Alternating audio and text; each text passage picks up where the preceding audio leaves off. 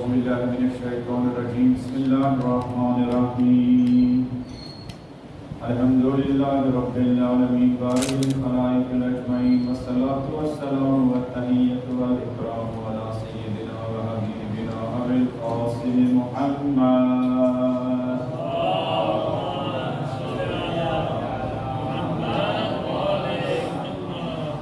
الذي يرسل ليتمم مكارم الأخلاق وإنه لعلى خلق عظيم وعلى أهل الطيبين الطاهرين المعصومين الذين أذهب الله عنهم الرجس وطهرهم تطهيرا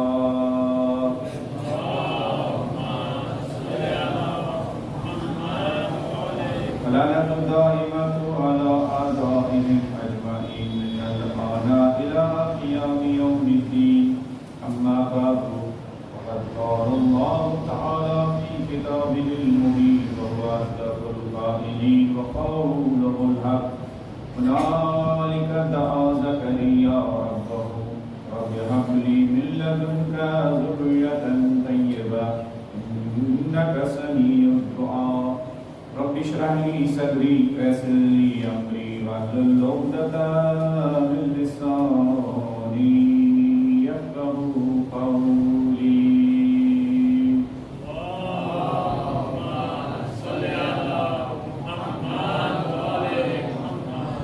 ایام شہادت بی بی فاطمہ الزہرا سلام اللہ علیہا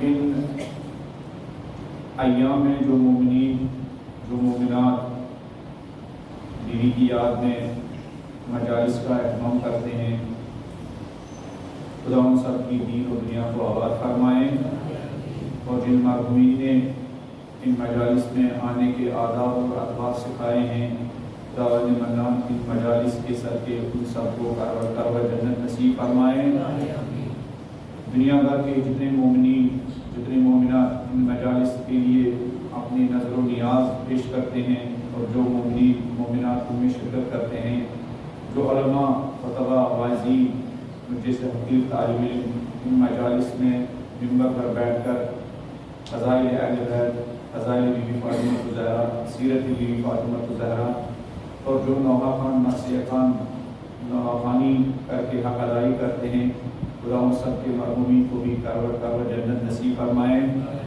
جو ان مجالس کے بانیان ہیں خدا ان سب کے مرحومین کو بھی کروڑ جنت نصیب فرمائیں ان یہاں راجولہ کے ان مجالس کے جو بانیان ہیں خدا ان سب کو بھی محمد و آل محمد کی شفاعت نصیب فرمائیں محمد و آل محمد کے جواب میں سب کو جگہ عنایت فرمائیں بلند آواز میں بحق حدیث سورہ مبارکۃ الفاتحہ بسم اللہ الرحمن الرحیم الحمدللہ رب العالمین الرحمن الرحیم مالک یوم الدین ایاک نعبد و ایاک نستعین اهدنا الصراط المستقیم صراط الذین انعمت علیہم غیر المغضوب علیہم ولا الضالین بسم اللہ الرحمن الرحیم قل هو اللہ احد اللہ الصمد لم یلد ولم یولد ولم یکن له کفوا احد اپنی صحت و سلامتی کے لیے و تمام مومنین جو ان مجالس میں شرکت کرتے ہیں ان سب کی صحت و سلامتی کے لیے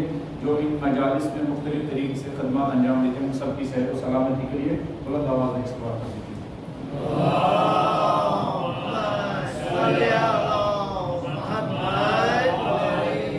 ٹائم لیٹ ہو چکا ہے میں معذرت خواہ ہوں مجھے محبت سے آنا پڑا اب ان مجالس میں جو کسی بھی وجہ سے وہ کیا کہتے ہیں مشکلات آئی ہے اور ان کو آپ بالکل دل میں نہ لیں یہ ہوتا رہتا ہے بہرحال جن لوگوں نے نیت کی ہے مجالس کرنے کی شرکت کرنے کی خدا ان کو ان مجالس کا اجر عظیم عطا فرمائے گا قبل اس کی کہ ہم ایک چھوٹی سی گفتگو شروع کریں گے پرانی گفتگو جن لوگوں کی صحت اور سلامتی اور انرجی اس بات کی اجازت دیتی ہے کہ وہ آگے آئیں وہ آگے آ جائے اور جو بزرگ ہیں وہ پیچھے ہی بیٹھ سکتے ہیں میرے احترام میں نہیں میں تو حقیر و صحافت اچھی کافی میں ہوں لیکن مجالس جس ہستی کی یاد میں ہے اس ہستی کی احترام میں اور ان کے اس میں آپ کو کیا جو بزرگ ہے وہ پیچھے کر سکتے ہیں.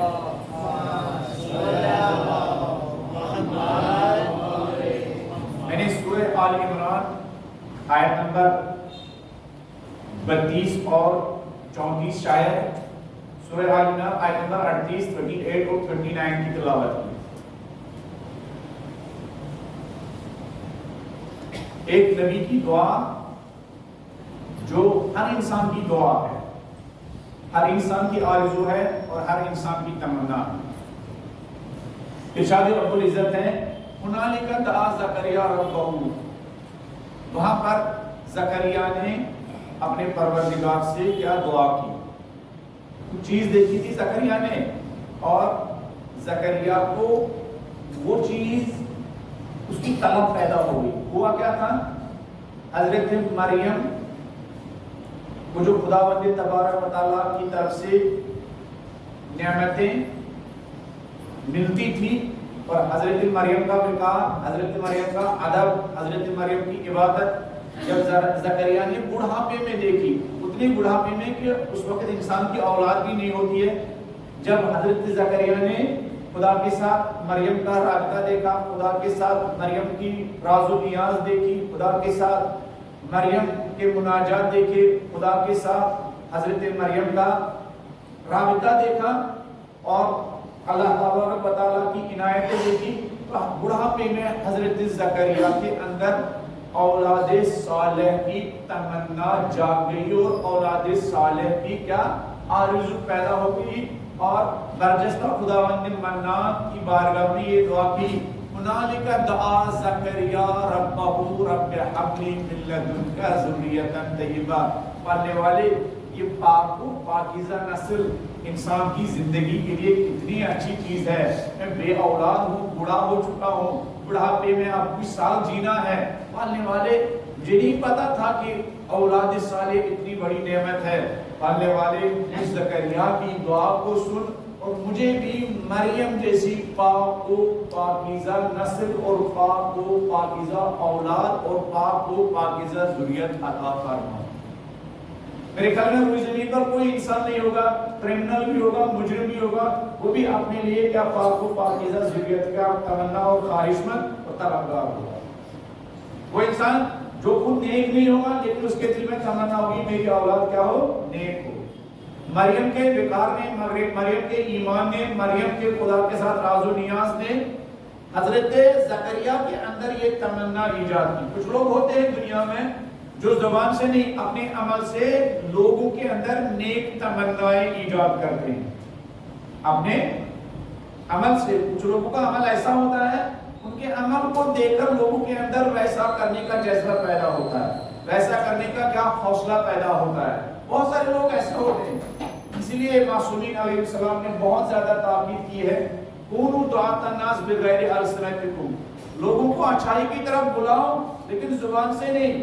جو اکثر جسے تعلیم کرتے ہیں کہ ہماری زبان سے، ہم اپنی زبانوں سے لوگوں کو دعوت دیتے ہیں، جبکہ پیغمبر اور اولیاء اللہ اپنے عمل سے لوگوں کے اندر نیک تمنائیں جگاتے تھے. ویسے انگلش میں بھی ایک محاورہ ہے action specs louder than words. انسان کا عمل اس کی رینج زیادہ ہوتی ہے، اس میں زیادہ طاقت ہوتی ہے. اس لیے لوگوں کی ذمہ داری ہے کچھ جیسے حدیث طالبوں کو نہیں، علماء صالح کو دعوت دے. علماء صالح کا خطاب اگر ٹھیک بھی نہ ہو، علماء صالح کا صالح عمل لوگوں کو نیکی کی طرف کھینچے گا، اس محراب کی طرف کھینچے گا اور اچھائی اور سچائی کی طرف کھینچے گا. عام طور سے ہم کس سے متاثر ہوتے ہیں؟ فن خطابت سے متاثر ہوتے ہیں، لفاظی سے متاثر ہوتے ہیں، ورڈنگ سے متاثر ہوتے ہیں، ہے نا؟ جبکہ اگر ہم بنیادی تبدیلی لانا چاہتے ہیں، بنیادی تبدیلی کریکٹر سے ہوگی، بنیادی تبدیلی کیا تقریر سے نہیں ہوگی. ہماری مشکل ایک بڑی مشکل یہ ہے، ہماری ایک بہت بڑی مشکل یہ ہے کہ ہم سمجھتے ہیں کہ لمبی تقریروں سے اور بڑی بڑی مجالس سے اور خطابت سے تبدیلی آئے گا. ہمارے یہاں ایک عظیم مفسر ہے، ابھی زندہ ہے، خدا ان کو طول عمر عطا فرمائے، آیت اللہ جوادی عاملی. تفسیر تسنیم ان کی تفسیر ہے 80-90 جلدوں کی، 80-90 ویلیوم ہے اس کے. ان کا ایک پرانی جملہ ہے، کہاں تبدیلی آتی ہے، جو بنیادی تبدیلی آتی ہے وہ تبلیغ سے تبدیل نہیں آتی ہے، تبدیلی کردار سے آتی ہے.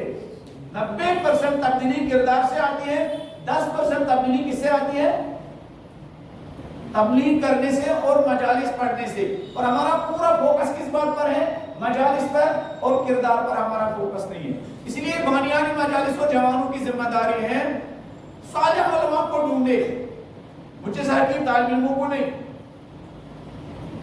کہ جن کا عمل دیکھیں مجلس سے اتنا ان سے نہ سیکھے، جتنا ان کے ساتھ 2 دن 4 دن 5 دن بیٹھنے سے، اٹھنے سے، کھانے سے، گفتگو کرنے سے، ان کے اٹھنے سے، ان کے بیٹھنے سے، بات کرنے کے انداز سے سیکھے. زکریا مریم کے عمل سے متاثر ہوئے اور ان کے اندر یہ احساس پیدا ہو گیا، پالنے والے مجھے بھی مریم جیسی باوقار، پاک و پاکیزہ ذریت اور نسل عطا فرما. سورہ مریم، سورہ آل عمران آیت نمبر 38 اور 39. ہنالک، وہ منظر دیکھ کر زکریا کے اندر یہ تمنا پیدا ہو گئی. بوڑھے ہو چکے تھے، ان کے اندر یہ تمنا پیدا ہو گئی، مریم جیسی ذریہ طیبہ کی تمنا پیدا ہو گئی. اس لیے تاکید کی گئی ہے عمل سے. امام جعفر صادق علیہ السلام کی حدیث بلند آواز میں آئی، معصومین علیہ السلام کی شان ایک سلوات کر دیجیے.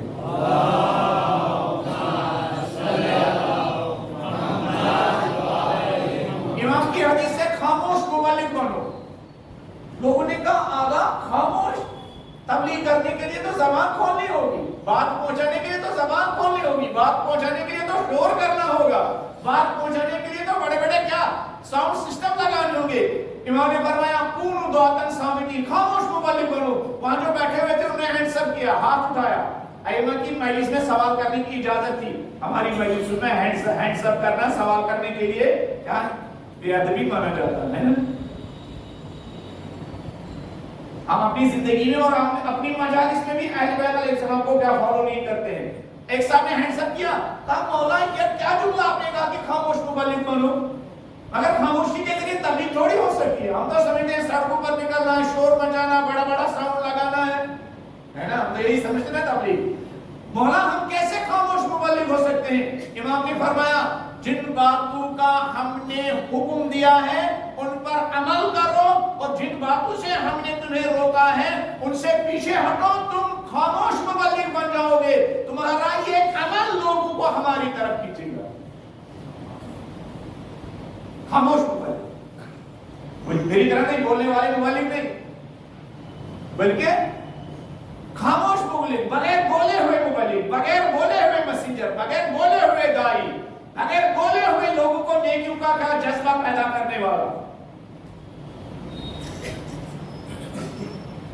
ایران میں ایک پاپولر مشہور خطیب اور منبر پر بیٹھنے والے واعظ ہے شیخ انصاری.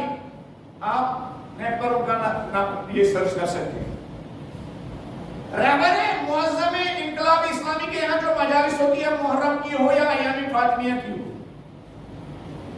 بہت سارے لوگ ان عظیم ہستیوں کو کیا عزاداری مخالف اور اہل بیت مخالف پیش کرتے ہیں نا. مبارک کی پہلی مجلس میں میں نے کہا وہ ایام فاطمیہ اول میں بھی اپنی امام بارگاہ میں 5 مجلسیں کرتے ہیں، اور فاطمیہ 2 میں بھی 5 مجلسیں کرتے ہیں. اور صرف 5 مجلسیں نہیں کرتے ہیں، مجلس کی جب تلاوت کے ذریعے شروعات ہوتی ہے تب سے لے کر جب تک نیاز تقسیم ہوتا ہے 4 گھنٹے وہی بیٹھتے. ایک مرتبہ ان سے سوال کیا گیا، ارے آقا اتنی تمام مصروفیات کے باوجود آپ 4 گھنٹہ کیوں بیٹھتے ہیں؟ تبرک کے طور پر آدھے گھنٹے کے لیے آئیے اور چلے جائیے. ایک مجلس میں بیٹھیے، آپ تو 5 مجلسوں میں بیٹھتے ہیں. فاطمیہ اول کی بھی 5 مجلس اور فاطمیہ آخر میں بھی 5 مجلس. فاطمیہ ایام فاطمیہ کی امپورٹنس اور ان عظیم ہستیوں کی نگاہوں میں مجالس کی امپورٹنس. تو انہوں نے کہا تم لوگ سمجھتے نہیں ہو، میں انہی ایام فاطمیہ کی مجلس کے برکت سے سال بھر کا رزق بی بی فاطمہ زہرا سے حاصل کرتا ہوں.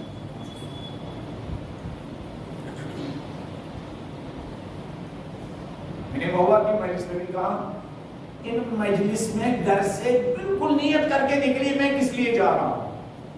ایام فارملٹی کے لیے جا رہا ہوں کہ بھائی فلان مانی ہے مجلس کی مجلس ہے، ان کے عیسائی صاحب کی مجلس ہے، وہ بھی ہمارے یہاں مجلس میں آتے ہیں، لہٰذا میں بھی جاؤں. آیا آپ کسی ABCD کو خوش کرنے جاتے ہیں؟ یعنی یہ کشمیر کے مولانا ہمیں ان کو پہلے سے جانتے ہیں، لہٰذا اگر ان کی نظر پڑی وہ ہم ان کو دکھائی نہیں دیں گے، وہ کل میسج کریں گے فلانی تم تو نہیں آئے ہوئے تھے، میں تو گوا سے آیا اور تم مجلس میں حاضر تھے. اگر ہم اس نیت سے آ رہے ہیں تو ہم اپنا نقصان کر رہے ہیں، ہم اپنا خسارہ کر رہے ہیں. آپ بالکل اسی نیت سے آئیے جس نیت سے بی بی فاطمہ الزہرا کے در پر اور چوکھٹ پر اس وقت کے محتاج انسان جاتے تھے، اسی نیت سے بھی آئیے.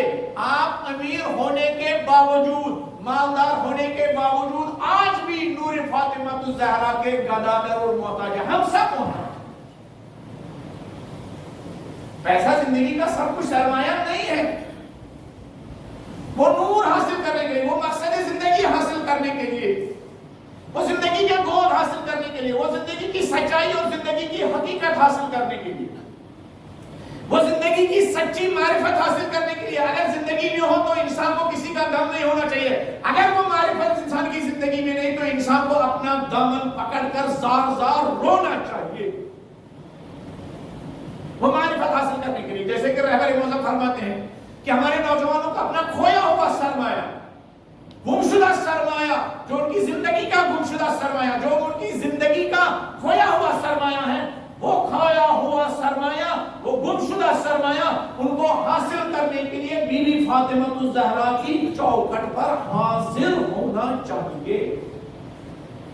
پہلے ہمارے اندر یہ احساس ہو، ہمیں یہ احساس بھی ہے کہ ہم سے کچھ کھویا ہے، کیا ہم سمجھتے نہیں میرا بینک بیلنس بڑا ہے، میرے یہاں کسٹمر بھی زیادہ آتے ہیں، لہٰذا میں سمجھتا ہوں میں نے کچھ کھویا نہیں بلکہ میں روزانہ پاتا ہوں. جب میں دیکھتا ہوں روزانہ میرے اکاؤنٹ میں 1 لاکھ روپے آتا ہے، میں سمجھتا ہوں میں پاتا ہوں.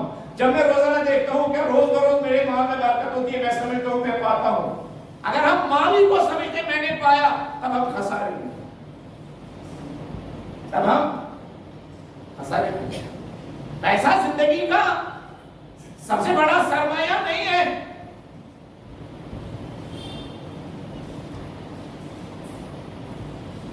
وہ معرفت، وہ زندگی کا ہدف. یہ شیخ انصاری کے بارے میں کہہ رہا تھا کہ شیخ انصاری نقل کرتے ہیں کہ میں، بعض لوگوں نے یہ سنا ہوگا یہ واقعہ فقیر کی یوٹیوب چینل پر، شیخ انصاری نقل کرتے ہیں میں ایک میکینک کو جانتا ہوں. میکینک سمجھتے ہیں گاڑی کو ٹھیک کرنے والا، آپ کی بائک خراب ہو جائے تو میکینک کے پاس لے جاتے ہیں، اور اگر ہم خراب ہو جائے ہمیں کہاں جانا چاہیے؟ ایام فاطمہ کی مجلس. آپ کی بائک اور آپ کی گاڑی خراب ہو جائے تو باہر کے کسی میکینک کے پاس جانا ہے. اگر آپ کو اپنا کردار ٹھیک کرنا ہے تو ہم انسانی زندگیوں کے میکینک اور انسانی زندگی کے انجینئروں کا نام ہے محمد و آل محمد. انسانوں کی زندگی، انسانوں کے خیالات، انسانوں کے فکر، انسانوں کے شعور، انسانوں کے خیالات کی انجینئرنگ کرنے والی ہستیوں کا نام محمد و آل محمد. انسانوں کو ٹھیک کرنا کن کا کام ہے؟ انسانوں کی فکروں کو ٹھیک کرنا کن کا کام ہے؟ انسانی فکروں کی انجینئرنگ کرنا، انسانی خیالات کی مہندسی کرنا، انسانی فکروں کو صحیح جہت دینے والی ہستیوں کا نام ہے محمد و آل محمد، بی بی زہرا اور اولاد فاطمہ الزہرا سلام اللہ علیہ.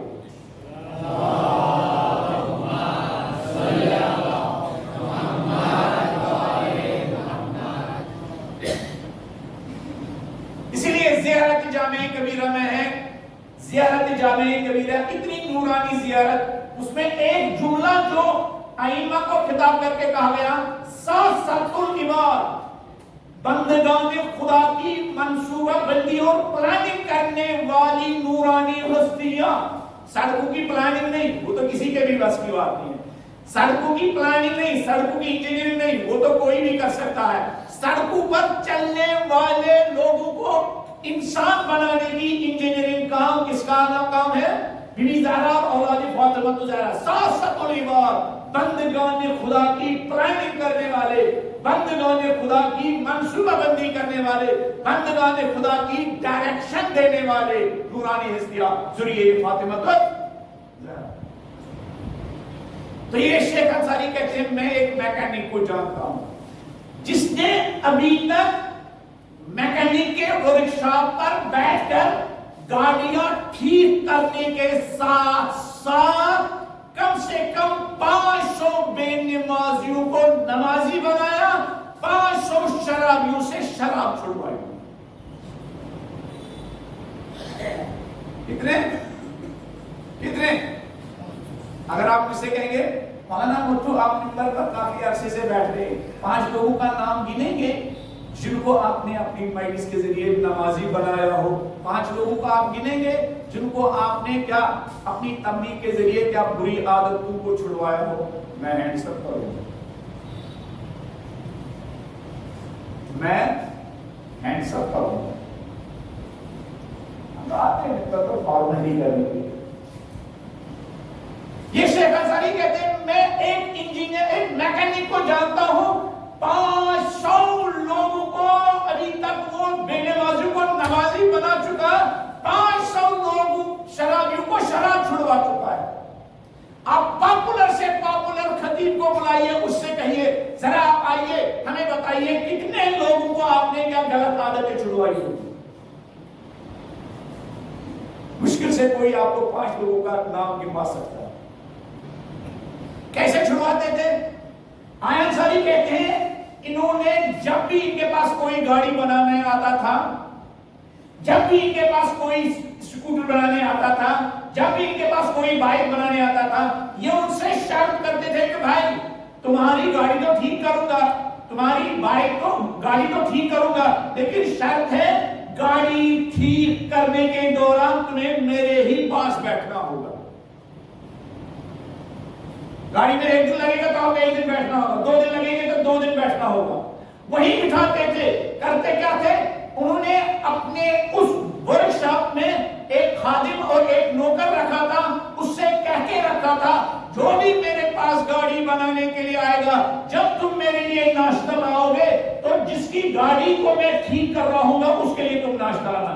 जब भी मेरे लिए चाय लाओगे मेरे साथ साथ उसकी मालिक के लिए भी चाय लाना जिसकी मैं गाड़ी या बाइक ठीक करूंगा। वो उनको चाय भी दिलाते थे, उनको नाश्ता भी कराते थे, वो उनको रेस्पेक्ट भी करते थे। और जब अजान का टाइम होता था वो उस इंसान से जिसकी गाड़ी ठीक होती थी, मर्जी आपकी है कि मैं फिलहाल अजान हो गई है मैं नमाज पढ़ने के लिए जाता हूं, वो अपने अखलाक के जरिए उनके दिल में पहले उतर चुका होता था। और जब वो नमाज पढ़ने के लिए जाता था वो गाड़ी का मालिक मजबूरन उनके पीछे पीछे जाता था।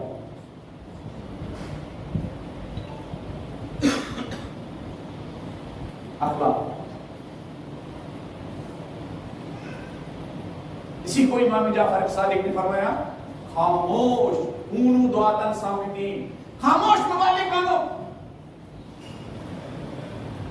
खामोशी के जरिए हम दुकान पर बैठकर खामोश मवालिक बन सकते हैं। एक हिंदू हमारे दुकान के इर्द गिर्द रहता है, मैं रोजाना अगर 1 कप चाय उसके पास लेके जाऊं, एक गिफ्ट रोजाना उसके पास लेके जाऊं 5 रुपए का, यकीन मानो हमारी तबलीग और हम अपनी दीन की फजीलत बयान करें वो उससे इंस्पायर नहीं होगा जितना आपके उस अमल से इंस्पायर होगा, है ना? तो जकरिया की दुआ क्या है? हुनालिका दुआ, मरियम का विकार देखकर, मरियम का ईमान देखकर, मरियम की इबादत देखकर, मरियम का खालिक के साथ राज़ो नियाज देखकर बूढ़े जकरिया के अंदर एक तमन्ना पैदा हुई। तमन्ना क्या थी? तमन्ना थी रब्बे हबली मिन लदुनका ज़ुर्रियतन तय्यबा, पालने वाले मुझ बूढ़े जकरिया को भी मरियम जैसी पाक और पाकीज़ा नस्ल और औलाद अता फरमा। तमन्ना किसने इजाद की? तमन्ना किसने इजाद की? मरियम के कैरेक्टर ने ये तमन्ना इजाद की। ज़ुर्रियत तय्यबा, पाकीज़ा नस्ल, खुदा से पाक और पाकीज़ा नस्ल। मेरे एक उस्ताद हैं, अभी भी हैं में, वो कहते थे खुदा से सोच समझकर औलाद मांगनी चाहिए। पहले ये देखो तुम्हारे अंदर वो कैपेसिटी है कि तुम उस औलाद को पाको पाकीज़ा बना सको। कहीं ऐसा न हो औलाद की तरबियत का हुनर न आने के सबब تم اولاد کو کیا اپنے لیے عذاب قبر کا باعث بن سکو. تم ایک انسان کو ٹھیک کرنے کے بجائے ایک انسان کو گمراہ کرو. اس لیے قرآن ہم سے کہتا ہے قوا انفسکم واہلیکم نارا، خبردار اپنے کو اور اپنے بچوں کو نار جہنم سے بچاؤ. اس لیے مولا علی علیہ السلام کی حدیث ہے، بلند آواز میں علی کی شان میں ایک صلوات پڑھ دیجیے.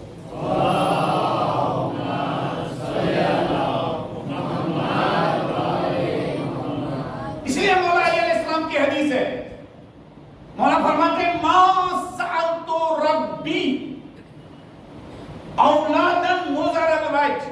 علی فرماتے بس یہ حدیث اور آپ کی زحمت تمام.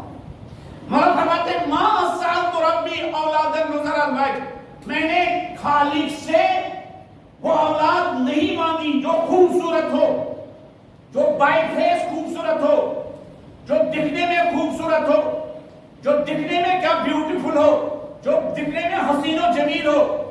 ولا ولدا حسن القامہ، نہ میں نے اب خدا سے کیا بلند قامت اولاد مانگی ہے.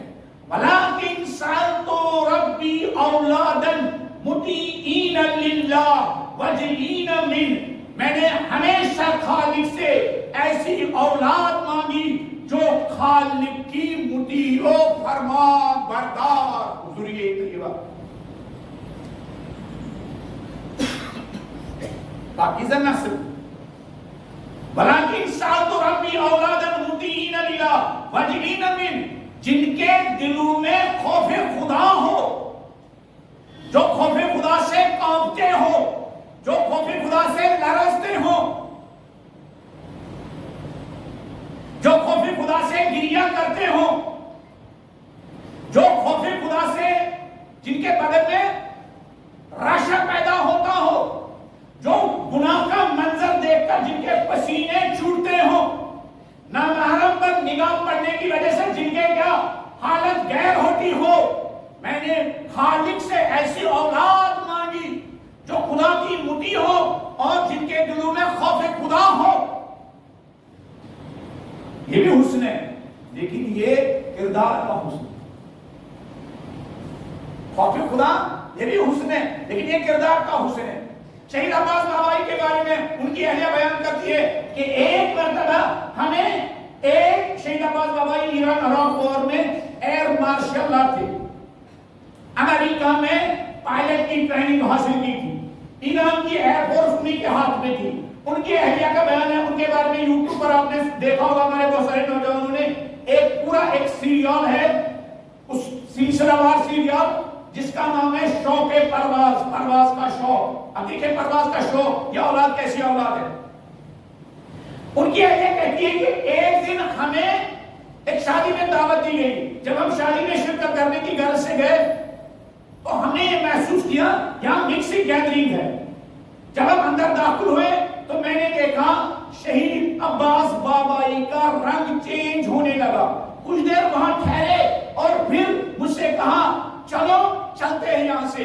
ان کا کہنا جب ہم اس شادی سے جہاں گناہ ہو رہا تھا، مکس گیدرنگ تھی، میرا ہاتھ پکڑا، جب تک ہم گھر پہنچے اتنا شہید عباس بابائی اس گناہ کی محفل و مجلس و شادی میں جا کر لرز گئے تھے.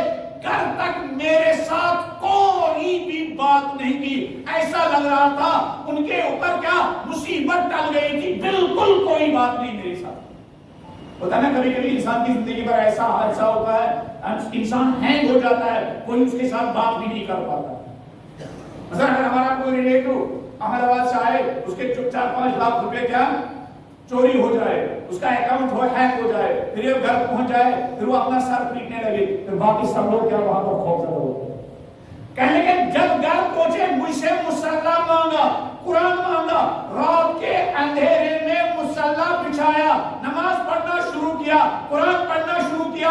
سحر تک خداوند منان سے رو رو کر کہہ رہے تھے پالنے والے بابائی کی خطاؤں کو معاف کرنا. پتہ نہیں آج مجھ سے کون سی غلطی اور کون سا گناہ سرزد ہوا کہ میں ایک گناہ کی شادی میں چلا گیا.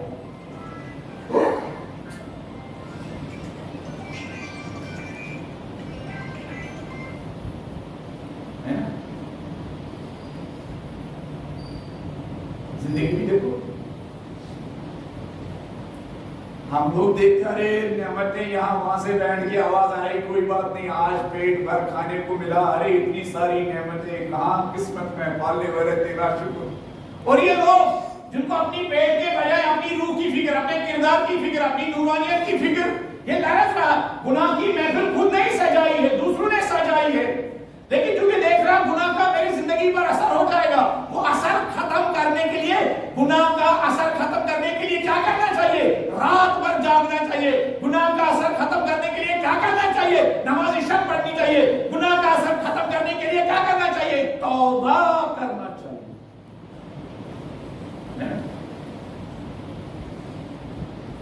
مولا علیہ السلام فرماتے ہیں میں نے خدا سے حسین و جمیل اور خوبصورت اولاد نہیں مانگی, میں نے ہمیشہ خدا سے ایسی اولاد مانگی مطیعین للہ, جو خدا کی مطیع و فرمان بردار ہو, وجلین من, جن کے دلوں میں خدا کا خوف ہو.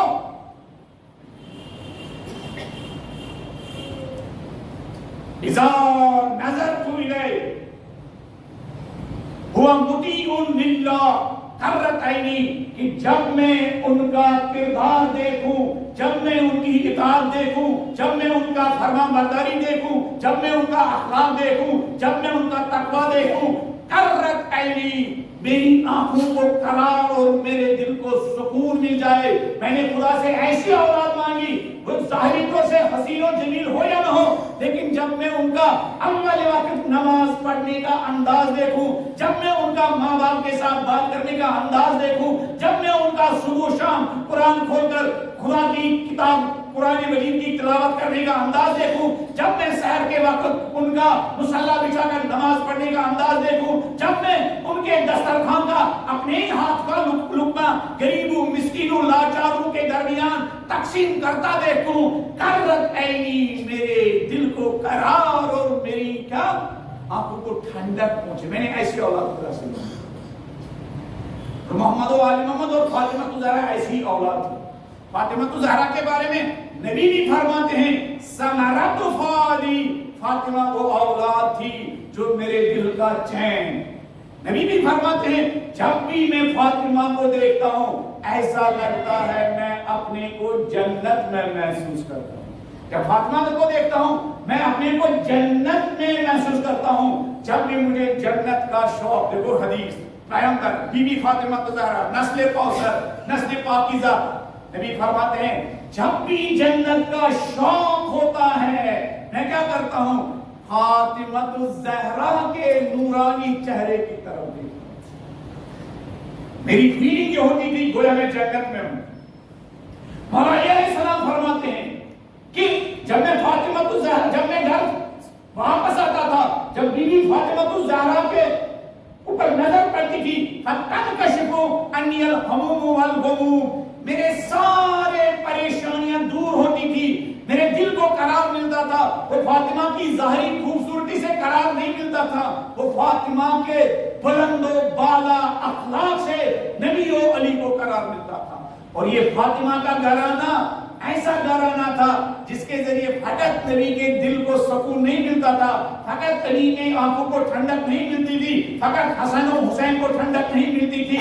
مدینے میں اس وقت کے تمام درد کے ماروں کو فاطمہ الزہرا کی اس فیملی کے ذریعے سکون و آرام ملتا. ان ایام فاطمیہ کے منعقد کرنے کا ایک مقصد یہ ہے کہ ایسی نسل, ایسی جنریشن کی تربیت ہو جس جنریشن کو دیکھ کر اس کی فیملی کو بھی سکون مل جائے. پالنے والے کوئی گلا نہیں ہے, گھر چھوٹا ہے, پالنے والے اس چھوٹے گھر میں کتنے بڑے کردار کا بیٹا ہو. ان ایام فاطمیہ کے منانے کا ایک بڑا مقصد یہ ہے, یہی فاطمہ کی اداؤں کو عام کرنا, اسی فاطمہ کی سیرت کو عام کرنا, اسی نسل کی کوالٹیز کو, اسی نسل کی کیا خصوصیات کو, اسی نسل کے کردار کو، اسی نسل کی صفات کو عام کرنا، ایک ایسا سماج، ایک ایسی جنریشن وجود میں آئے، ان کے ماں باپ ان کو دیکھے تو ان کو سکون ملے، وہ سجدہ کرے، پالنے والے میں ماں میں باپ کتنی خوش نصیب ہوں، لوگوں کے یہاں بڑے بڑے گھر ہے لیکن ان بڑے بڑے گھروں میں اتنی چھوٹی نسل ہے کہ وہ اپنے ماں باپ کا کیئر نہیں کر پاتے ہیں، پالنے والے ہم چھوٹے گھر میں رہتے ہیں لیکن اس چھوٹے گھر میں اتنے بڑے کردار کی اولاد ہے، اتنے بڑے کردار کی ذریت اور نسل ہے کہ وہ ہمارا کیئر نہیں کرتے ہیں اور آس پاس رہنے والے لوگوں کو بھی ماں باپ اور اپنی اولاد کی طرح کیئر کرتے ہیں۔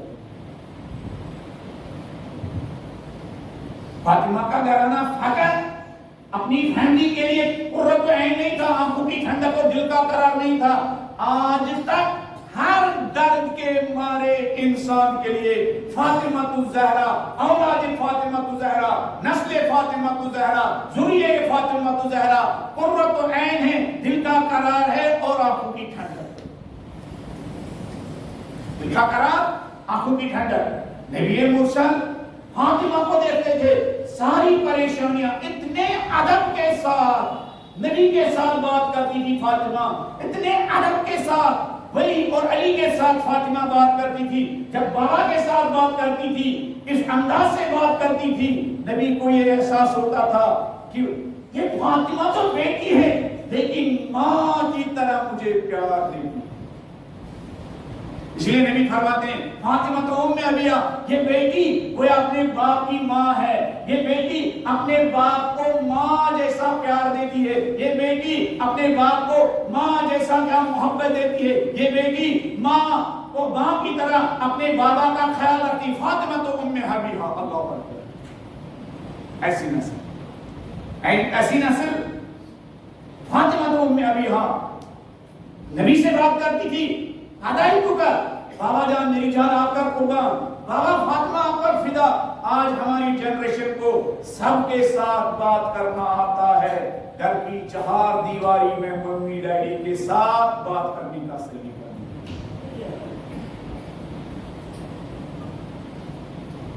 آج ٹیکنالوجی نے ہمارے ہاتھ میں ایسا وسیلہ دیا، یورپ، امریکہ، مشرق، مغرب، ایسٹ، ویسٹ، نارتھ، ساؤتھ، سب لوگوں کے ساتھ رات کے 2 بجے تک محرم، نامحرم، گناہ کے ذریعے، حلال کے ذریعے، ناجائز طریقے کے ذریعے 2 بجے رات تک میں باتیں کرتے رہتا ہوں، لیکن اس ماں کے ساتھ، بوڑھی ماں کے ساتھ 2 منٹ میرے پاس نہیں ہوتے ہیں کہ میں اس کے ساتھ 2 جملے باتیں کروں، ممی آپ ٹھیک ہے، بابا آپ ٹھیک ہے۔ ان مجالس کی اہمیت ثواب کی وجہ سے نہیں ہے، ان مجالس کی اہمیت کریکٹر اور رول ماڈل اور اسوہ کی حیثیت سے ہے۔ انسانیت کے لیے فاطمہ اور اولاد فاطمہ سے بڑھ کر کوئی گھرانہ، آئیڈیل گھرانہ نہیں ہے جن کے سائے میں ہم ایسی پاک و پاکیزہ نسل کو پروان چڑھا سکتے اور اس کی تربیت کر سکتے۔ یہ ہماری نوجوان نسل کا کھویا ہوا سرمایہ ہے، یہی ہماری نوجوان نسل کا کھویا ہوا وہ معرفت کا خزانہ ہے۔ بقول رہبر المعظم کے ہمارے نوجوانوں کو اور ہمارے بچوں کو وہ کھویا ہوا سرمایہ اس فرش عزا پر ان فاطمی مجالس میں حاصل کرنا چاہیے۔ اس لیے میں نے اس سے پہلے بھی کہا ہمارے نوجوانوں کو ماں باپ کا ہاتھ چھونا چاہیے۔ ماں انگلش میڈیم میں مجھے بھیجا، اچھی بات ہے، لیکن فاطمہ الزہرا کی مجلس میں جانے کے آداب و ادوار سکھائے، ماں میں کس زبان سے تیرا شکریہ بجانا۔ اللہ اکبر، ان مجالس کی امپورٹنس، اس سے پہلے بھی آپ کی زبان سے آپ لوگوں نے یہ سنا ہوگا، جب یہ ایام فاطمیہ ہوتے تھے، فاطمہ کا ایک غلام سلیمانی تمام مصروفیات کو کنارے رکھتا تھا اور ان مجالس میں فقیر اور نوکر اور خادم بن کے حاضر ہوتا۔ میرے اور آپ کے لیے جو ہم ایک لگا کے ہوتے ہیں وہاں سے آگے بڑھنا مشکل ہوتا ہے۔ شہید سلیمانی ان مجالس میں عرش عزا پر بیٹھنے کے بجائے جہاں سے عزادار انٹر ہوتے ہیں وہاں بیٹھتا تھا اور عزاداروں کو ویلکم کرتا تھا، عزاداروں کے لیے جو نیاز بنتی تھی اس کو چیک کرتا تھا۔ ان کے دوست ان سے پوچھتے تھے سردار آپ کو یہ نیاز کھانی تھی، یہ چائے پینی تھی، وہ ان سے کہتے تھے نہیں چائے تو نہیں پینی تھی، میں یہ دیکھنا چاہتا تھا زہرا کے عزاداروں کے لیے جو چائے بننی چاہیے تھی اس کوالٹی کی چائے بنی ہے نہیں۔ ان دنوں کو ہمیں بالکل بھی معمولی نہیں سمجھنا چاہیے، مجھے معمولی نہیں سمجھنا چاہیے، آپ کو معمولی نہیں سمجھنا چاہیے۔ میں نے موبا میں پہلی مجلس میں 4-5 پوائنٹ ایام عزا، ایام فاطمیہ کی امپورٹنس کے بارے میں بیان کیے ہیں، آپ کو دیکھیے گا۔ ان میں سے ایک پوائنٹ یہ تھا شہید قاسم سلیمانی، وہ زندگی بھر اعتراف کرتے تھے جو کچھ مجھے ملا در فاطمہ الزہرا سے ملا۔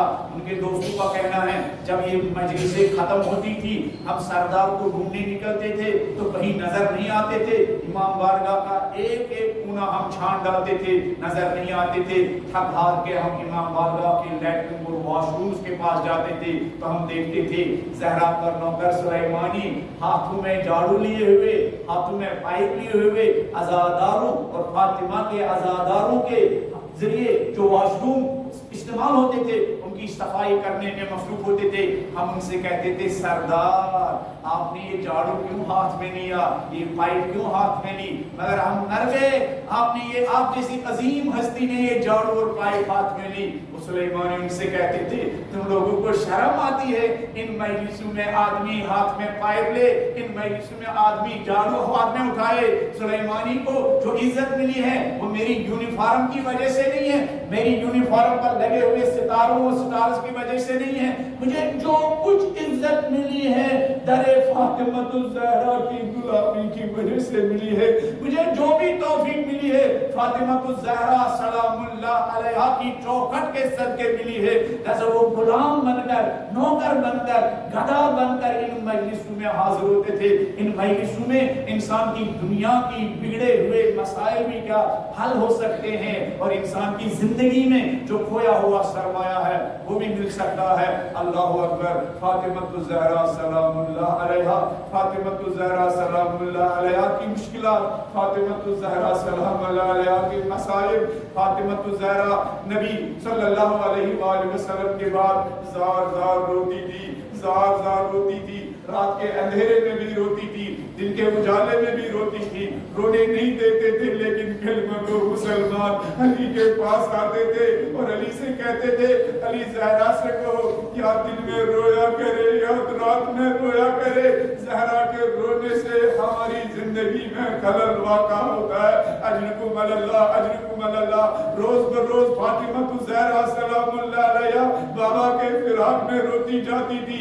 ایک مرتبہ بابا کی یاد نے ستایا، علی نے مرتضیٰ سے کہا یا علی وہ پیراہن جس پیراہن میں آپ نے میرے بابا کو غسل دیا ذرا وہ پیراہن مجھے دکھائیے، میں اپنے بابا کی پیراہن کی زیارت کرنا چاہتی ہوں۔ علی نے فاطمہ سے وہ پیراہن چھپا کے رکھا تھا، جب فاطمہ نے خواہش کی اللہ اکبر، علی علیہ السلام وہ نبی کا پیراہن جس میں علی نے نبی کو آخری غسل دیا فاطمہ کے حضور میں لائے۔ تاریخ نے لکھا ہے جب فاطمہ الزہرا کی نظر اپنے بابا کے اس پیراہن پر پڑی فسکت علیہ فغشی علیہا، فاطمہ الزہرا وہ پیراہن دے کر بے ہوش ہو گئی۔ میں کہوں گا بی بی باپ کا پیراہن دے کر بے ہوش ہو گئی۔ سلام آپ کی بیٹی زینب پر، میدان کربلا میں تلے زینب یہ پر دیکھ رہی تھی، بشمر جالس علی صدر حسین، وہ سینہ جس کو نبی گلے سے لگاتے تھے اس سینے پر شمر سوار ہو چکا، کند خنجر سے حسین علیہ السلام کا سر تن سے جدا کر رہا ہے۔ جب علی کی بیٹی نے یہ منظر دیکھا ایک مرتبہ اپنے نانا کو فریاد دی یا جدہ یا رسول اللہ، ارے میرے جدہ، ارے میرے نانا جس حسین کو آپ گلے لگاتے تھے، آئیے کربلا اس حسین کا سر تن سے جدا کیا گیا، اس کا بدن بے گور و کفن پڑا ہوا ہے۔ لعنت اللہ علی القوم الظالمین وسيعلم الذين ظلموا أي منقلب ينقلبون إنا لله وإنا إليه راجعون۔ پڑھنے والے ان مجالس کے ثواب کے صدقے ہم سب کے مرحومین کی قبروں کو نورانی فرما، ان کو کروٹ جنت نصیب فرما۔ پالنے والے بانیان مجالس اور اس مجلس میں جو لوگ حاضر ہیں، پالنے والے ان سب کے مرحومین کو فاطمہ الزہرا اور اولاد فاطمہ الزہرا کی شفاعت نصیب فرما۔ پالنے والے جو ان مجالس میں کسی بھی طرح کا نظر و نیاز تقسیم کرتے ہیں، محنت کرتے ہیں، پالنے والے ان سب کے مرحومین کو کروٹ جنت نصیب فرما۔ پالنے والے اس سے پہلے جن علماء نے اس منبر پر دنیا بھر میں کسی بھی جگہ فاطمہ کی یاد میں فاطمہ کے فضائل، فاطمہ کی سیرت، فاطمہ کے مسائل بیان کیے، پالنے والے ان فاطمہ الزہرا کے خدمت گزاروں کے بھی مرحومین کو کروٹ جنت نصیب فرما۔ پالنے والے جس ماں نے، جس باپ نے انگلی پکڑ کر ہاتھ تھام کر ان مجالس میں آنے کے آداب و اطوار سکھائے، پالنے والے اگر وہ ماں باپ قبر میں سو رہے ہوں، پالنے والے ان سب کو بھی مادر حسین فاطمہ الزہرا کی شفاعت نصیب فرما۔ پالنے والے ہم سب کو فاطمہ الزہرا کی سیرت پر چلنے کی توفیق عطا فرما۔ پالنے والے اس بستی میں، اس شہر میں جو لوگ مکتب اہل بیت کی خدمت انجام دے رہے، محراب میں یا مکتبوں میں یا درسگاہوں میں، پالنے والے ان سب کے مرحومین کو بھی کروٹ جنت نصیب فرما۔ اپنے تمام مرحومین کی مغفرت کے لیے، بانیان مجالس کی مغفرت کے لیے، کچھ حقیق طالب علم کی گردن پر جن لوگوں کا حق ہے، آپ لوگوں کی گردن پر جن لوگوں کا حق ہے، ان سب کی مغفرت و بلندی درجات کے لیے حدیث سورہ مبارکۃ الفاتحہ۔